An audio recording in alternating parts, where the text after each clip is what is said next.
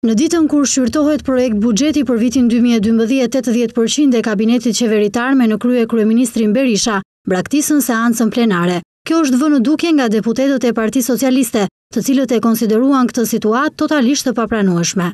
Është komplet e papranueshme që ditën kur diskutohet një buxhet i një vendi që pretendon të kalojë krizën kur është në mes të saj, kryeministri të lërë sallën e kuvendit dhe të shkojnë në inaugurimin e njërit për klientëve të tij.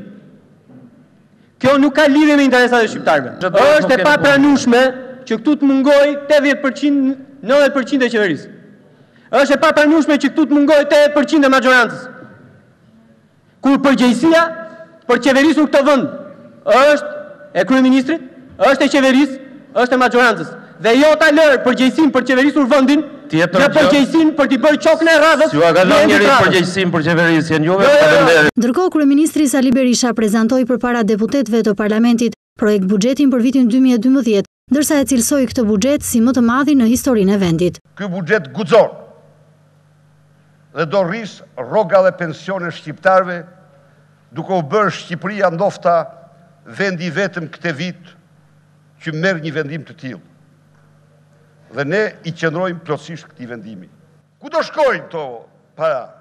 To do shkojnë drejt kompletimit të projektit më të rëndësishëm të zhvillimit të këtij vendi, projektit të infrastrukturës së re moderne, përfundimi i cilës do bëjë të mundur çdo shqiptari që të vijë në kryeqytetin e vet duke kursyer së paku 60% të kohës së tij. Buxheti do të mbështesë fuqishëm sistemin e shtetësisë së vendit. Investimet më të mëdha në historinë e vendit drejt turizmit do bëhen me këtë buxhet.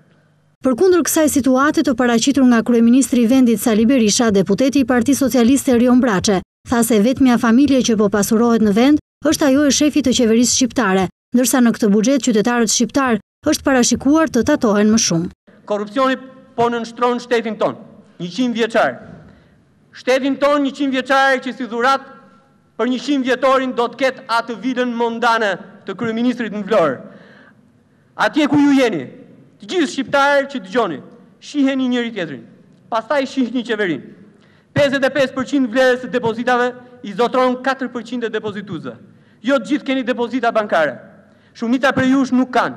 Ndaj është i vërtet konstatimi, 80% pasurisë në këtë vend e zotron vetëm 1% e shqiptarëve. Dhe pjesa më e madhe e tyre janë në Këtan, janë atje dhe rreth e qark këtyre. Janë politikanë dhe klientë. Pjesa më e madhe janë këtu, ku shkërkon arsye për varfërinë e tij, të familjes modeste, ku shkërkon përgjigje për fëmijën e tij që nuk e çon dot në shkollë, nuk e ushqen dot. Arsyeja është kjo qeveri. Për këtë arsye kjo qeveri duhet rrëzuar, së bashku me ne, së bashku me ju, sa më parë në 100 vjetorin e shtetit shqiptar. Por kreu i ekzekutivit u kundërpërgjigj duke dhënë sipas tij arsyet se pse opozita është kundër këtij buxheti. Unë prisja që ju të kontribonit në shpërndarje, por ju këtë nuk e bëni. Nuk e bëni sepse ju keni votu kundër rritjes rrogave. Nuk e bëni se ju keni votuar kundër infrastrukturës. Nuk e bëni, se bëni do, sepse po ta mbushish me fjalë të dhomë, këtë sallë të madhe, duhen 10 të tilla vetëm ato që keni thënë për rrugën e Kombit.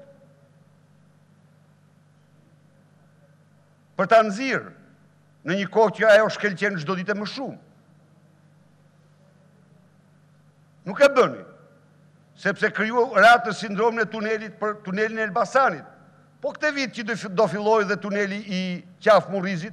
Projekt buxheti i vitit të ardhshëm ka shifrën totale prej 399 miliard lekësh. Në projekt buxhet, sipas përfaqësuesve të majorancës, synohet ruajtja e stabilitetit makroekonomik, inflacioni në nivelet rreth 3%, një borxh publik brenda kufirit 60%, si dhe rritje ekonomike rreth 4.3%.